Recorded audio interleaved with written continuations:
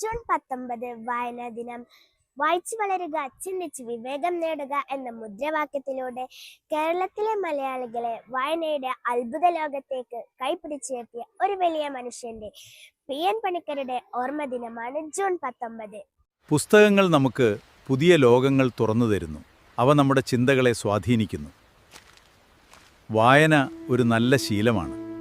കേരളത്തിന്റെ ഗ്രന്ഥശാല പ്രസ്ഥാനത്തിന് തുടക്കം കുറിച്ച PN പണിക്കരുടെ ഓർമ്മ ദിനമാണ് ജൂൺ 19. കേരള ഗവൺമെന്റ് വായനാ ദിനമായി ആചരിക്കുന്നു. 1996 ജൂൺ 19 മുതലാണ് വായനാ ദിനം ആചരിക്കാൻ തുടങ്ങിയത്.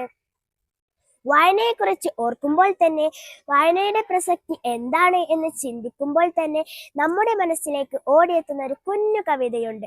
കുഞ്ഞുണ്ണി മാഷിന്റെ കവിത. വായിച്ചാലും വളരും, വായിച്ചില്ലെങ്കിലും വളരും, വായിച്ചാൽ വിളയും, വായിച്ചില്ലെങ്കിൽ വളയും എന്ന കവിത. വായനയുടെ മൂല്യം മനസ്സിലാക്കുവാൻ ഈ കവിത നമ്മെ സഹായിക്കുന്നു. ഓരോ പുസ്തകവും അറിവിന്റെ അത്ഭുത ലോകമാണ്. ആ ലോകത്തേക്ക് എത്തിച്ചേരുവാനുള്ള വഴിയാണ് വായന. വായന നമ്മുടെ ചിന്തകളെയും അഭിരുചികളെയും സ്വപ്നങ്ങളെയും സ്വാധീനിക്കുന്നു. നമ്മുടെ അറിവുകളെയും ചിന്തകളെയും വളർത്തുവാൻ വായനക്ക് കഴിയും. അറിവ് നേടുക എന്നത് എളുപ്പമായ ഒരു കാര്യമല്ല. വായനയിലൂടെ മാത്രമേ നമുക്ക് അറിവ് നേടാൻ കഴിയുകയുള്ളൂ. അതുകൊണ്ട് വായനയുടെ പ്രാധാന്യത്തെക്കുറിച്ച് നാം കുഞ്ഞുനാളിൽ തന്നെ അറിഞ്ഞിരിക്കേണ്ട ഒന്നാണ്.